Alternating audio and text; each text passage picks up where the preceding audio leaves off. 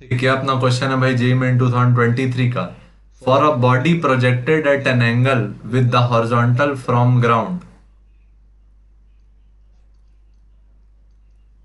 Theta angle पे एक body को प्रोजेक्ट की, तो प्रोजेक्टाइल मोशन हो गया। ये मोशन कैसे होता है, ऐसे ट्रेजेक्टरी बनती है इसकी। ठीक। Gravitational potential energy is maximum at maximum height. Maximum height का पॉइंट ये होता है, यहाँ पे क्या क्या प्रॉपर्टी रहती है, यार वो गलत बना दिया मैंने। मैक्सिमम हाइट पे जो वेलोसिटी होती है वो पूरी पूरी कैसी होती है, हॉरिजॉन्टल।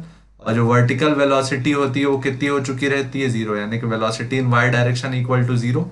और वी एच का वैल्यू क्या रहता है, यू कॉस थीटा। यहां से अगर यू से फेंके, इधर यू कॉस थीटा, ये हो गया अपना यू एक्स, जो कि ए एक्स जीरो होने के कारण क्या होता है, कांस्टेंट। और यू वाई का वैल्यू क्या होता है, यू साइन थीटा। लेकिन वाई डायरेक्शन में एक्सेलरेशन होता है ग्रेविटी के कारण, जिसके कारण वो स्लो डाउन होता है और मैक्स हाइट तक पहुंचता है। तो वर्टिकल वेलोसिटी क्या होती है, जीरो। अच्छा, और इससे ऊपर बॉडी नहीं जाती। और ग्रेविटेशनल पोटेंशियल एनर्जी का जो सिंपल फॉर्मूला लिखते हैं वो क्या लिखते हैं, M G H. M G H के अकॉर्डिंग जिस पॉइंट पे हाइट मैक्सिमम होगा उस पॉइंट पे पोटेंशियल एनर्जी क्या होगी, मैक्सिमम। मतलब पहला स्टेटमेंट तो ठीक है।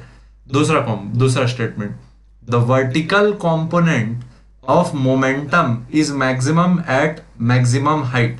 अब देख, वर्टिकल कंपोनेंट ऑफ मोमेंटम बोलता तो P Y, M into V Y, तो इसका वैल्यू तो जीरो है रे भाई। ये तो गलत हो गया क्योंकि ये मैक्सिमम बोला है।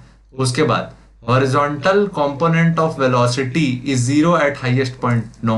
Horizontal component of velocity is constant through the motion. ठीक। Last, the kinetic energy is zero at highest point of projectile motion, no. क्यों, क्योंकि वर्टिकल वेलोसिटी तो जीरो हो जाती है लेकिन हॉरिजॉन्टल वेलोसिटी जीरो होती है क्या, नहीं। तो काइनेटिक एनर्जी हॉरिजॉन्टल का वैल्यू क्या आता है, हाफ एम वी एच का स्क्वायर। ठीक। तो बी सी डी क्या है गलत, ए क्या है सही।